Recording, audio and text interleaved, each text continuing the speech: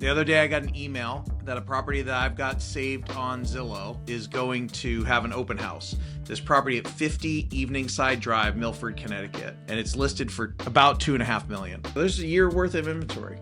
There's a year worth of inventory. You're struggling, this owner is struggling against a bad rap sheet on Zillow of it being priced all over the place. So what's it gonna take to get a sale? It's kind of interesting they didn't refi during when rates were so low, right? I'm sure there's a reason for that, and probably not a good one. And as I keep scrolling down, in January 7th of 2025, they filed a list pendants, which means they haven't been paying. Is it priced too high? There's not a lot of velocity in this market, and this person does need to get this sold. Otherwise, over some period of time, I don't know what it is, but the bank, they won't stop. They're going to want to get paid their money. So this is another property breakdown. Great buying opportunity for somebody that wants to be in Milford, Connecticut, near, not on the water, with a seller that should be motivated after all these years to get this property sold. Hi, I'm Mike Russo, and welcome to another edition of The Local Block. Today we're going to Milton, Connecticut to talk about a property that I've seen on the market for years. And I'm going to take you through what I see, how I go through it, and what I think that somebody would be willing to buy this property for. I give you the tips, tricks, and secrets of everything that I use that I've perfected over 20 years that I've used to price properties in 26 states and 17 countries. So let's dive in. The other day I got an email that a property that I've got saved on Zillow is going to have an open house. This property at 50 Eveningside Drive, Milford, Connecticut, and it's listed for about $2.5 million. So I click into it. I've been following this property for years. So going into the listing, you can see it's listed for $2.9 million. I think that was actually different than what it said at $2,499,000 when it came across my email yesterday. So now it's listed for $2.9 million, and I start to look at it. Description, this says it's listed by Danelle Malloy at Nest Seekers, but I'm pretty sure that I saw it somewhere else. I mean, this house has quite a history. So I'm gonna actually go back to the email, click on it, and we can see it's at $2,499,000. So same property, different price. This is listed by some Frank at Houlihan and Lawrence. And we'll just keep scrolling through and get to my favorite part. You can see the Zestimate, 2.2 to 2.5 million, rent Zestimate for $5,800.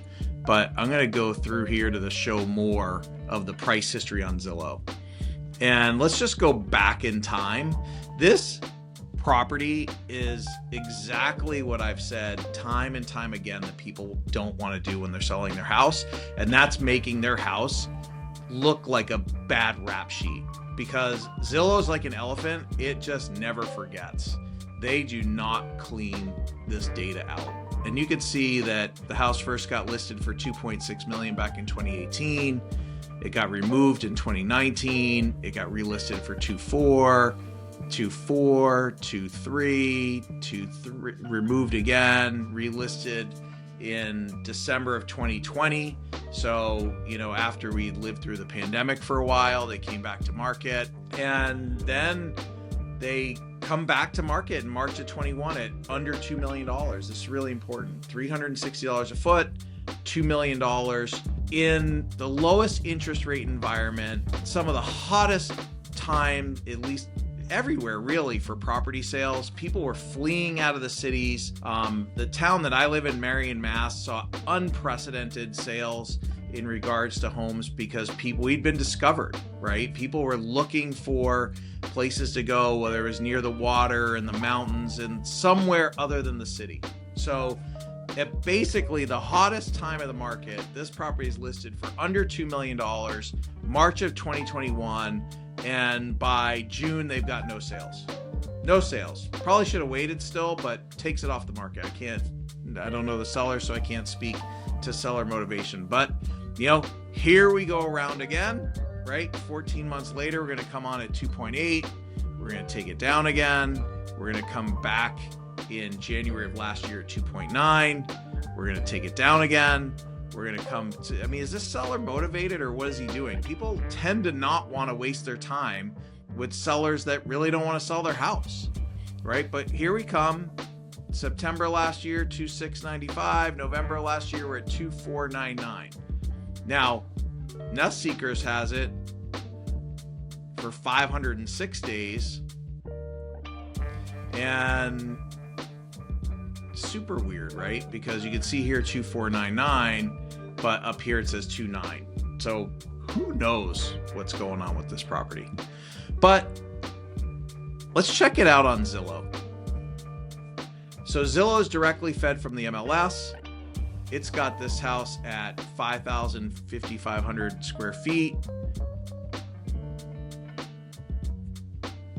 Same as Zillow. We'll go back to it. They do have the price at 2,499, listed for 149 days.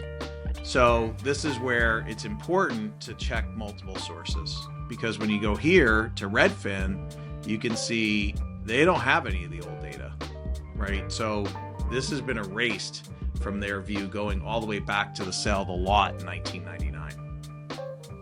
So let's take a look at the market. We should look at the pictures because it's important to get a profile of this seller, right? You can see they're sitting back. This is pretty important. There's other houses. They have a water view, but they're sitting back. They're not on the water. They got a cool pool.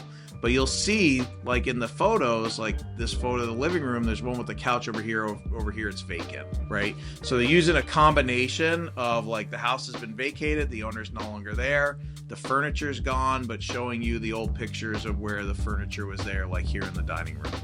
Okay, so let's keep going. As you know, I like to look at market absorption. And so I did a search of homes for Milford, Connecticut that are for sale over $1 million, right? You can see it here in the box on Redfin. And I sorted it here from high to low. There's another property nearby that just came on the market for over $3 million, right? Big house, 7,300 square feet, quarter acre lot. Another house at $2,650,000, big lot, 5 acres. The subject house, $2,500,000, half acre lot. Also has a small HOA fee. And then you've got some others, $1,700,000 that look to be closer to waterfront, except the street goes in front of it. This one's directly waterfront for $1,450,000. I'm not going to dig into all of them, right? But there's 11 homes for sale if you want to spend over $1 million in Milford, Connecticut. And for the majority of them, they are, close to the water. So absorption is the key, right? How many houses are getting sold in Milford, Connecticut? Now, this house is pretty, it's higher priced. So I'm going to actually do my search here. I did it at $2 million for the last year, and there's 7 homes that have sold. And as you can see from the pictures, these are more in front of the water. This one is really important in 8-bed, 5,200 square feet, $2.2 million. So, that property, when we bring up our calculator here, older property, sold for $435 a foot. And when we go to the subject property, if we apply the same $435 a foot times the 555, right, they're at $2.5 million. So they're right in there in regards to, the price of a previous sale for an older home of what has been selling in the market. But let's change this to $1.5 million, get a little bit more of a perspective. Let's change it to $1.5 million in the last year, right? There's 13 home sales. So there's 13 home sales. If I had the same $1.5 million to spend, so I want to bring this down a little bit. It's 13. So there's a year worth of inventory. There's a year worth of inventory. You're struggling. This owner is struggling against a bad rap sheet on Zillow of it being priced all over the place. So what's it going to take to get a sale? And is there any other place that we should look? I haven't put this in any of my newsletters or my video before, but I really love this other free tool called PropWire, right? There's a ton of info here. So I went and found the property on PropWire. We're going to look at it. It'll tell us who the owner's name is. You can see that he owns 2 other properties. It gives you their idea of what the portfolio balance, what they think the mortgage balance is on the properties, and total equity. And so when we go and drill down on this property, so the other thing is, you can see here the square footage is different here. So you got to really do your homework of which square footage is right. Does this pull from the county records or the town records? Because this is not the same as the 5,500 that's listed here. So it shows that there's a first mortgage, $868,000. It was taken out at 6%. It's kind of interesting they didn't refi during when rates were so low, right? I'm sure there's a reason for that, and probably not a good one. And as I keep scrolling down, in January 7th of 2025, they filed a list pendants, which means they haven't been paying. The mortgage holder, Citibank, is not getting paid.